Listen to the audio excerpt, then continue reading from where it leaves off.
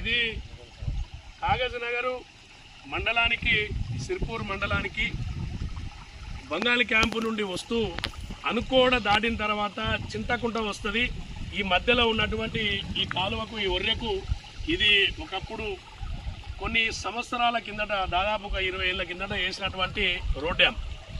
మరి ఈ road dam ఎన్నికల ముందు కూడా ఇట్లనే పలిగి ఉంది. పాల్వాయి హరీష్ బాబు ఎన్నికలలో కూడా నాకు గుర్తుంది, ఈ రోడ్డు మీకెళ్ళి పోతా ఉంటే అన్న మీరు ఎమ్మెల్యే అయిన తర్వాత త్వరితగతంగా ఈ పని చేయాలి, రాత్రిపూట 2 వీలర్ ద్విచక్ర వాహనాలు వస్తాయి, లేకపోతే ఆటోలు వస్తాయి, ట్రాక్టర్లు వస్తాయి, మరి చాలా ఇబ్బందికరంగా ఉంటుంది, చాలా ప్రమాదాలు జరిగే అవకాశాలు ఎక్కువ ఉంటాయి. మరి ట్రాక్టర్ వస్తూనే ఉంది. మరి ఇవాళ ఎమ్మెల్సీ గారు కూడా కాంగ్రెస్ ప్రభుత్వము ఇవాళ రాష్ట్రంలో రేవంత్ రెడ్డి గారి నాయకత్వంలో నడుస్తూ ఉంది. మరి ఎందుకు ఇటువంటి ఈ చిదలావస్థకు వచ్చినటువంటి ఈ గుంతలుగా మయంగా పడినటువంటి మరమ్మతులు నోసుకున్నటువంటి రోడ్లను మరి ఎందుకు ఎమ్మెల్సీ గారు పట్టించుకుంటలేరు?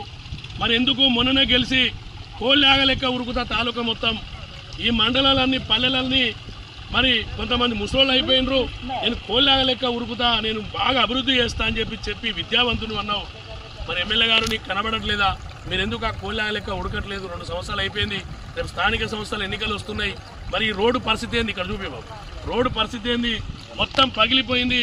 కనీసం ఒక 2 ఫీట్ల లోతున్నది ఇక్కడ. మరి ఇక్కడ ద్విచక్ర వాహనం పడితే ఆ ద్విచక్ర వాహనం పరిస్థితి ఏంటిది? మరొక ఫ్యామిలీగా వస్తే అలా పరిస్థితి ఏంది? ప్రమాదం జరిగి ఉంది, పొంచి ఉంది. అధికారులు కూడా నిమ్మకు నీరు ఎత్తినట్టు ఉండద్దు. మరి ఎంఆర్ఓ గారు, ఎంపీడీఓ గారు ఏం చేస్తున్నారు? సబ్ కలెక్టర్ ఉన్నారు, ఆర్డీఓ గారు ఉన్నారు, కలెక్టర్ గారు ఉన్నారు, అడిషనల్ కలెక్టర్, ఇంత యంత్రాంగం, ప్రభుత్వ యంత్రాంగం ఉన్నది, ఎందుకు పట్టించుకోవట్లేదు? మొన్న ఆర్ఎస్ ప్రవీణ్ కుమార్ గారు గోందీ లైన్ కూడా, మారేపల్లి లైన్ కూడా వెళ్తే అక్కడ కూడా ఇటువంటి పరిస్థితి.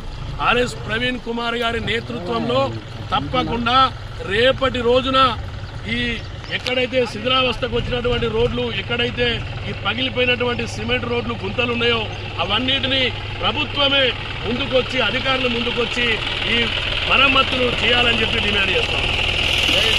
జై తెలంగాణ.